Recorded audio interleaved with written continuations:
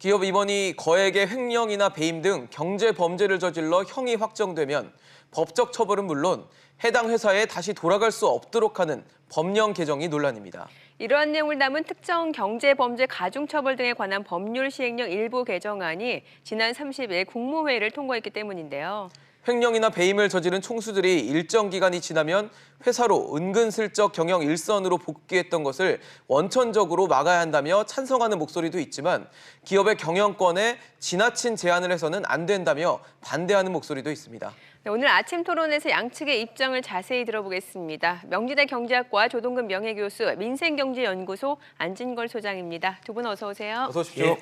안녕하세요. 네. 우선 소장님께 좀 여쭤보겠습니다. 이 특정 경제범죄 가중처벌 등에 관한 법률 시행령 개정안이 됐는데 이 안에 이제 기업 임원의 어떤 배임이나 횡령 같은 범죄 이후에 취업을 제한하는 규정이 있다라는 내용이잖아요. 예, 그렇습니다. 제가 지금 말씀드린 것만 해도 되게 복잡한데 이걸 좀 쉽게 좀 어떤 내용인지 설명을 해주셔야 될 것 같아요. 예, 우리 특정경제 가중처벌법에 보면요, 14조에 네. 그 처벌과는 또 별도로 일정 기간의 취업 제한 및 인가허가 금지 등의 조항이 있습니다. 네. 이제 이것 같은 경우는 이제 그동안 대통령령으로 정해가지고 일명 횡령이나 배임 범죄, 그다음에 재산 구개도피로 유죄학적인 판결을 받은 경우에는 일정에 해당 범죄로 손해를 근무할 수 없게 해놓은 건데요. 그 근무할 수 없게 된 회사의 범위에 그동안에는 공범이나 범죄 이득을 본 제3자 관련된 기업에만 근무를 할 수 없게 되어 있었는데 사실은 국민들 입장이라든지 법무부에서 보면 아니 피해를 준 회사에 근무를 못하게 했다면 또 우리 주주 입장에서 노동자 직원 입장에서 보면 어디가 더 심각하겠습니까? 피해를 당한 그 사람이 근무했던 회사에서도 근무하는 게 더 위험한 거 아닙니까? 그 부분이 이번에 새로 추가된 겁니다. 아주 새로운 내용이 세계 추가된 게 아니고요. 네네. 이미 기존에 특정경제가중처벌법 네. 14조에 취업 제한 조항이 있는데 그것도 5억 원 이상의 횡령 배임이니까 5억 원 미만은 또 문제 삼지도 않습니다. 네네네. 횡령 배임, 재산 구개도피 등 이렇게 또 제도 이렇게 아주 국한되어 있는데 네. 그 문제는 나중에 그동안은, 한번 다시 한번 지적을 해보도록 공범이나 하겠습니다. 이제 핵심 공범이나 제3자만 금지했다면 네. 지금 이제는 자기 이제 손에 끼친 당사자도, 자기 회사, 자기 회사에도 일정하게 취업 제한하겠다는 네, 것이죠. 네. 자, 결국 배임 횡령 등으로 이제 유죄가 확정이 되면은 그 기업으로 다시 돌아오기 어렵다. 어떻게 받아들이십니까? 한국적인 현실에서 기업인들은 되게 추하고 탐욕스러운 존재로 비춰지는데 기업가들 그 직업군이라 볼 때 뭐 다른 직업군보다 더 선하거나 더 추악하지는 않거든요. 우리가 좀 중립적으로 좀 봐야 될 것 같아요. 좀 사실은 우리의 형을 산다는 건 뭘 얘기하는 거죠? 죗값을 치렀다는 걸 얘기하는 거죠. 그렇죠. 그러면 죗값을 치른 거에 대해서 다시 그 사람 의심한다든지 뭔가 좀 기회를 제한하는 것이 이것이 어떻게 보면 법의 정신은 어긋날 것 같아요. 보면은. 또 그러고 어떤 면에서는 이제 죄를 이제 치르고 나서도 그 죄값이죠. 그러고 나서 이제 그 사람이 어떤지 뭐 공무라든지 또는 이제 정보 관련 그런 쪽은 좀 제한을 할 수 있을지 몰라도 만약에 공적이 아닌 사적인 일에까지도 제한을 간다면 그거는 사실은 이중 처벌일 수도 있는 거죠. 보면요. 그러니까 이게 쾌도난마식으로 말이에요. 뭐 안 돼, 그냥 잘러 이렇게 하는 거는 그거는 사실 굉장히 조금 하수예요. 세상이 복잡되고 그러고 보면은 뭐 좀 범법자도 보면요, 약간 좀 어폐겠지만은 사실 고의로 한 게 아니고 때에 따라서는 선의의 피해자가 있듯이 그 원래 의도는 그렇지는 않았는데 결과적으로 그렇게 된 경우도 많이 있거든요. 그래서 그런 거를 우리가 좀 케이스 바이 케이스로 보지를 않고 뭐 무를 자르듯이 무슨 뭐 이렇게 해갖고 자기가 만든 회사에까지도 들어와서 이거를 하지 못하게 하는 거는 조금 어떤 면에서 볼 때는 좀 자승자박적인 게 있습니다. 그리고 뭐 기업들에서 보면은 만약에 이렇게 되면은 어떤 일이 벌어지겠어요? 예컨대 이제 공무원도 처벌이 강하면은 복지부동을 하듯이 위험부담을 안 한다고요, 보면요. 그렇다면은 위험부담을 안 한다는 거는 경영활동이 상당히 스스로 제약되는 거고 네. 위축되는 거기 때문에 좀 신중해야 되죠. 쾌도난마 이게 능사가 아닙니다. 예. 네. 일단 소장님께서는 그러면 기업 뭐 횡령이나 배임처럼 기업에 손해를 줬으니까 돌아오는 건 안 된다라는 얘기신 근데 거죠? 이제 저는 이제 교수님의 말씀은 항상 이제 토론하다 보면 일반적으로는 일리가 있는 말씀을 해주세요. 근데 예를 들면 제가 오랫동안 그 거대 재벌 권력을 감시해온 참여연대라는 단체에 일했지만 네. 저는 단 한 번도 반기업 정서를 가지고 일해본 적이 없습니다. 그냥 회의에 나가서 예를 들면 삼성이나 LG, 현대 보면 반갑고요. 똑같이. 네. 그리고 우리 기업이 잘 돼야지 우리나라 발전하고 거기서 고용된 노동자나 주주들도 잘 되는 거잖아요. 네네. 다만 다른 나라 사람들이 보기에 투자자들이 보기에도 너무 황당한 우리나라에 좀 많이 했던 건 사실에서 총수 리스크, 오너 리스크란 말, 코리아 디스카운트란 말까지 생길 정도로 너무 명백하게 회사에 손해를 끼치고 총수 일가의 탐욕만 부린 경우가 있었던 건 사실이다. 이건 지금 이 방송을 보는 일면 저랑 생각을 달리하는 시청자들께서도 그 팩트를 부인하지는 못하실 거예요. 자, 그래서 근데 이제 돌아오면 안 된다에 대한 그래서 이제 근거가 자, 뭔지 좀 설명해 주시면 그동안에는 해피리온 공범이나 범죄 이 부분 제3자 관련된 기업은 근무를 할 수 있게 놨는데 정작 자기 회사에 손을 끼쳤는데 거기는 돌아왔단 말이죠. 네. 큰 범죄를 저지르고도. 그동안은 그랬죠. 그래서 이 부분에 대해서 이번에 추가가 된 것이고 그것도 영원히 못 돌아가는 게 아닙니다. 징역형의 경우에 5년, 네. 징역형 그다음에 집행유예 보통 그러죠. 우리가 징역을 안 들어가고 2년 동안만 경영 관여할 수가 없습니다.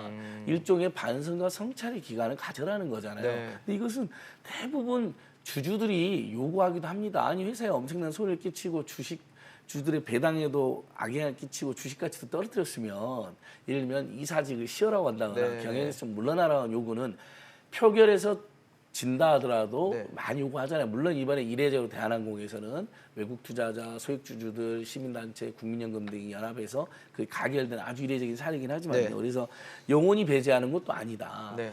그러니까 일정 기간만 배제하는 거고요. 그럼 징역형이 5년 동안 못 돌아오니까 5년은 좀 길어 보이긴 하잖아요. 네. 근데 실제 그동안 배임죄라는 것으로는요.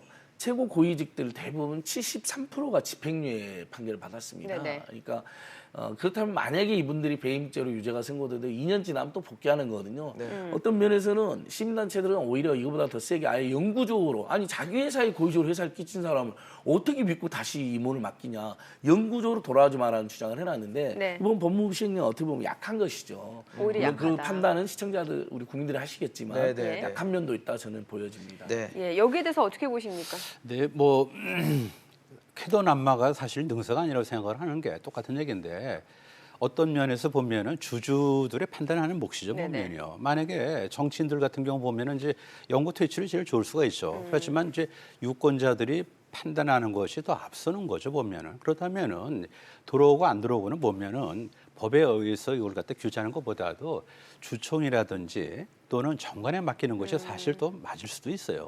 근데 그다음 과거에 뭐냐면은 그 총수들이 그러니까 예를 들어서 예. 총수들이 말이죠. 어떤 해악을 끼쳤는지 예. 만약 그것이 해악이 심대하면은 그거는 저절로 사실 이런 규정이 없다 하더라도요 매장이 되고 복귀할 수가 없는 거예요 보면요.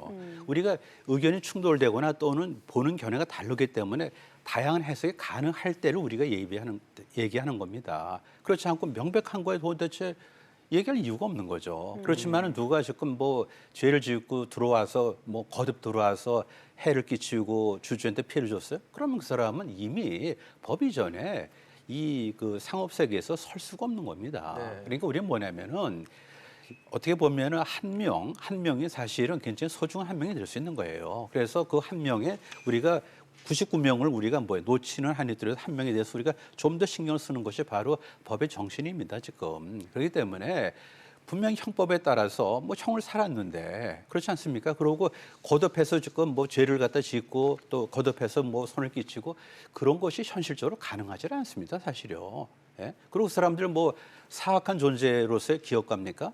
그 사람들은 사실은 굉장히 리스크를 짊어진 결과 그렇게 됐을 수가 있다는 겁니다. 그걸 우리가 보지 못하면은요, 굉장히 아주 좀 죄송하지만은 저급 사회로 갈 수 있는 거예요. 처벌 위주가 되는 사회로 가는, 그죠? 그러니까 네. 아니, 교수님께서 이렇게 그냥 네. 다 섞어서 네네. 이야기하시는데 실제로 시민단체가 고발한 여러 번 배임이나 횡령을 고발했잖아요. 저도 네. 해봤잖아요. 법원에 가면요 다 안 받아들여집니다. 방금 교수님 말씀하신 것처럼 고도의 경영의 판단이 있다거나 네네. 아니면 리스크를 일부 짊어져야 될 경우에는 배임죄로 처벌이 안 되는 경우가 많습니다. 최근에 네. 법원 판례에서도. 근데도 죄송합니다. 그럼에도 불구하고 처벌받는 경우는 어떤 경우냐면요. 예를 들면 이런 겁니다. 자기 총수 일가가 계열사를 가지고 있어요. 네네. 근데 주식이 예를 들면 한 주당 10,000원밖에 하지 않아요. 다 아는 사실에 투자자라 누구나 아는 사실인데 갑자기 총수가 지배를 행사하고 있는 모 회사에서 그 주식을 말도 안 되게 10배 이상으로 사주는 겁니다. 그럼 누가 보기에도 자기 아들이나 특수관계인한테 딸한테 돈을 몰아주기 위해서 부당하게 지원했다는 게 명백하잖아요. 그러면 당연히 그 모회사의 직원들이라든지 그 모회사 투자한 투자자는 손해를 보게 되어 있습니다. 단순히 부당 지원으로만 그치는 게 아니라 이렇게 명백한 경우에는 예를 들면 이 사람은 공적인 조직인 회사, 그다음에 주주자본주에서 주주들이 투자해갖고 이만큼 성장한 회사를 경영하면서 공과 사도 구별 안 하고 심지어 자기 회사에 막대한 수백억의 손해를 끼쳐서 자기 자식들을 지원해준 것으로 걸려서 심지어 법원에서 유죄가 확정된 경우에 이걸로 그것도 기소된 경우도 합니다. 확정돼서 그것도 징역형이면 5년 지나면 또 돌아올 수 있게 돼 있고 집행유예면 2년 지나면 돌아오게 되어 있는 겁니다. 예전보다는 좀 규정이 강화된 건 사실이지만은 또 경영상의 판단이라든지 리스크를 이렇게 해야 될 상황에 대해서는 대부분 법원에서 또 걸러지기도 합니다. 검찰도 기소를 안 하기도 하고 누가 봐도 명백한 행정범죄, 배임범죄인 경우에 못 돌아오는 건데 그것도 2년 지나면 돌아오게 되어 있다. 근데 소장님 말씀 들어보면 이제 사실 뭐 횡령은 또 어떻게 보면 확실할 수 있는데 배임 같은 경우는 이 재판부에서 사법부에서 어떤 판단을 하느냐에 따라서 그렇죠, 배임이 예. 관점에 따라서 좀 달라질 수 있는 모호하다는 예. 부분이 있잖아요. 네네. 그래서 이걸 이용해서 뭐 총수 기업 총수들을 뭐 길들이는 이런 대로 악용이 될 수도 있다라는 있죠. 우려가 예. 있거든요. 예, 그런 우려는 저도 이제 언론을 봤는데요. 사실 시민단체들도 일면 잘 고발한 시민단체를 또 고발하기 전에 판례라든지 이런 법률 검토를 꼼꼼히 합니다. 고발했는데 무혐의 되면 그건 괜히 과잉 고발이 될 수도 있고 스스로도 창피하기도 하잖아요. 근데 우리 형법 355 배임 보면 타인의 사물을 처리하는 그 인매에 위한 행위로서 재산상 이득을 취득하거나 제3자의 이익을 취득하여 본인에게 손해를 가한 것이라고 되어 있습니다. 네. 그러니까 보통은 본인에게 손해를 가하는 결정을 안 하잖아요. 근데 다른 사람 위해서 특히 총수일가 특수관계를 위해서 본인 회사에게 본인에게 손해를 가하는 일을 우리 한국 사회에서 많이 있었기 때문에 제가 특히 문제가 됐던 것이고 그렇게 힘들게 기소를 해도 법원에서는 아까 말씀드린 경영상의 판단이 있었다거나 합리적인 그다음에 당연히 리스크를 짊어지는 판단할 수도 있잖아요. 경영 판단했는데 손해가 있을 수도 있잖아요. 근데 그런 정상적인 판단은 배임이 되지는 않습니다. 누가 보기에도 고의적으로 회사에 손해를 가하는 경우를 의미하는 거예요. 제3자한테 이득을 주려고. 근데 그러니까 사실 배임이라는 게 그래서 실제 다 유죄가 되지 않는다는 얘기 말씀드렸고 70%는 제가 집행유예로 나온다 그랬잖아요. 네네.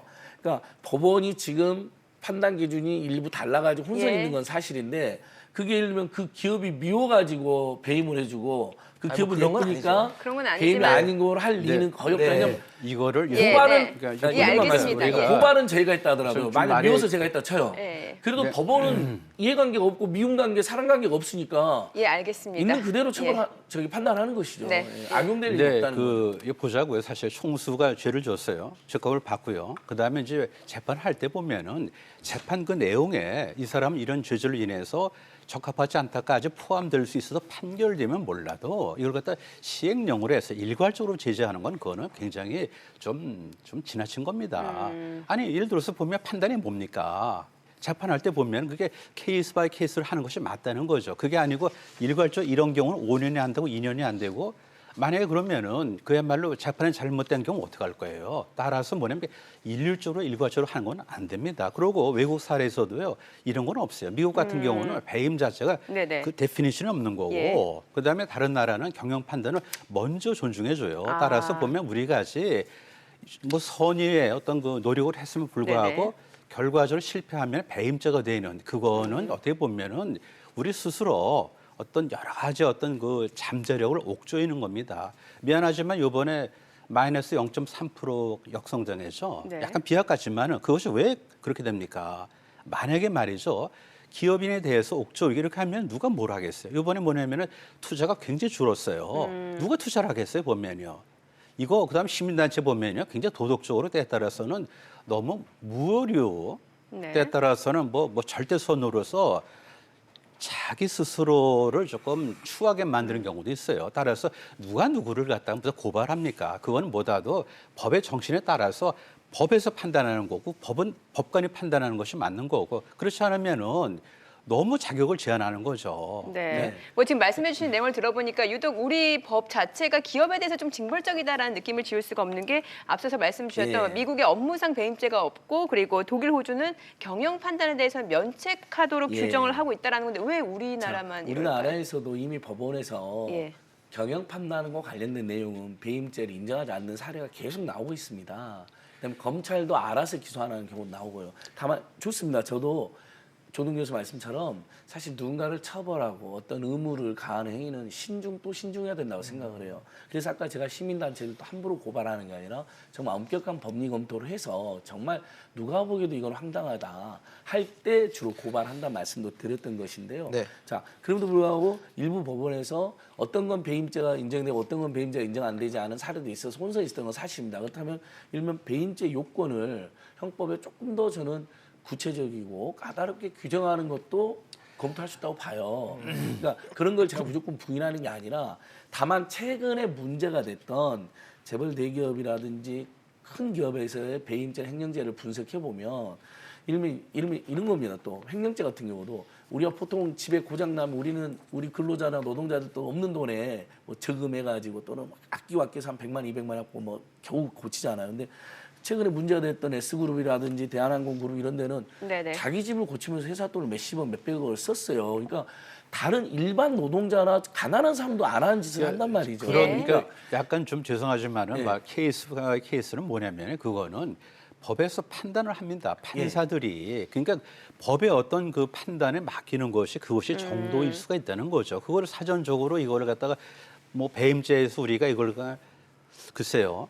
제가 볼 때 보면은 그래서 그러니까 잠깐 저도, 우리가 예. 미안하지만 그 김승윤 회장 같은 경우 보면은요. 사실은 나중에 이제 대법원에서 이제 파기환송됐지만은 그 전에 뭐냐면은 배임죄가 형성이 됐어요 보면은. 네네. 그러니까 결과적으로 이것이 이제 능사가 아니라는 겁니다 지금. 그다음에 또 이제 대단히 중요한 게 그 만약에 그 예를 들어보자고요. 그 지금 사실은 이제 횡령 같은 경우는 누가 얘기를 안 합니다 보면요. 그렇지만 배임은 진짜 신중해야 되는 거죠. 만약에 배임을 갖다 우리가 강하게 걸면은 누가 움직이겠어요. 그리고 우리 자칫하면은 무슨 뭐 재벌을 편드는 것처럼 재벌에 대해서 까다롭게 보는 그 이분법적인 사고 우리 스스로 빠져드는 건데 네. 그들도 인간이고 그다음에 재벌을 갖다 고발하는 시민단체도 인간이고 오류를 범할 수 있는 거예요 보면요. 따라서 자칫하면은 무오류의 함정에 빠져가지고 칼을 휘둘릴 수 있다 그거죠 네. 보면. 그걸 갖다 예. 시행령으로 넣어요. 그러지 말고 차라리 법관이 이 사람 이런 죄질이기 때문에 만약에 이 사람이 경영에 복귀하면 문제가 있다라고 해서 법원에서 판단할 수 있게끔 네. 하는 것이 더 좋다는 얘기입니다. 예, 근데 그게. 사실 저희가 지금 이쯤에서 와서 궁금증이 드는 거는 사실 이제 형을 받으면 오너가 형을 받았을 때 오너가 이제 회사에 자리를 비우게 되지 않습니까? 그러면 이 오너의 부재가 그만큼 회사에 영향을 줄 것인가 아니면 오너가 있음으로써 오너 리스크라고 하는 그 피해가 회사에 더 큰 영향을 줄 것인가가 좀 문제일 것 같아요.